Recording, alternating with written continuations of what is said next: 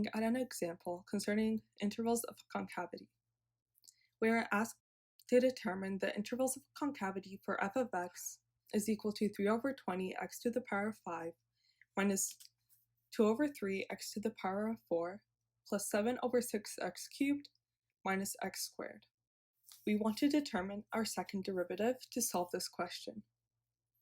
Our first derivative is equal to 3 over 4 x to the power of 4 minus 8 over 3 x cubed plus 7 over 2 x squared minus 2x. Consequently, our second derivative is equal to 3x cubed minus 8x squared plus 7x minus 2.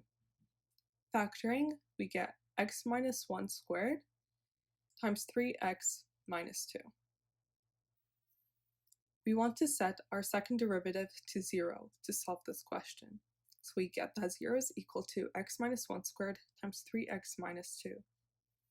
We see that our first root is x equals 1, and our second root is x equals 2 over 3. Let us create the following table with our roots and our intervals of negative infinity to 2 over 3, 2 over 3 to 1, and 1 to infinity. Let us first look at our leftmost interval. We can choose any value. I'm choosing the value of x equals negative 1.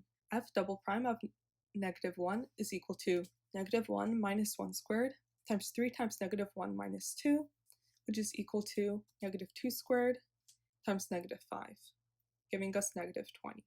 Since this is a negative value, we put a negative sign underneath this interval. At 2 over 3, f double prime is 0, and so we move onto our second interval. Let us choose the value of 3 over 4. F double prime at 3 over 4 is equal to 3 over 4 minus 1 squared times 3 times 3 over 4 minus 2, which gives us negative 1 over 4 squared times 9 over 4 minus 2, giving us a final answer of 1 over 64. This is positive, and so we put a positive sign underneath this interval. At x equals 1, our second derivative is also 0, and so we move on to our final interval. Let us choose the value of 2. F double prime at 2 is equal to 2 minus 1 squared times 3 times 2 minus 2, which gives us 1 squared times 6 minus 2, which is equal to 4. This is positive, and so we put a positive sign.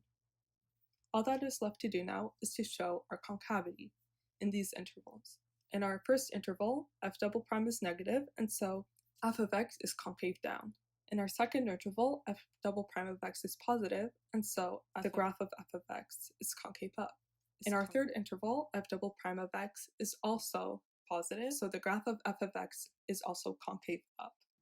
Notice that even though we had a root of x equals 0, this did not necessarily mean that there was a change in concavity, because in the second and third intervals, the graph of f of x is concave up.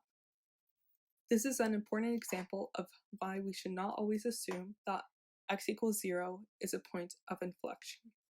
Therefore, our function's graph is concave down on negative infinity to 2 over 3, and concave up on 2 over 3 to 1, and 1 to infinity. For more information and examples concerning our second derivative and intervals of concavity, please refer to our library guide page on the first derivative, the second derivative, and curve sketching.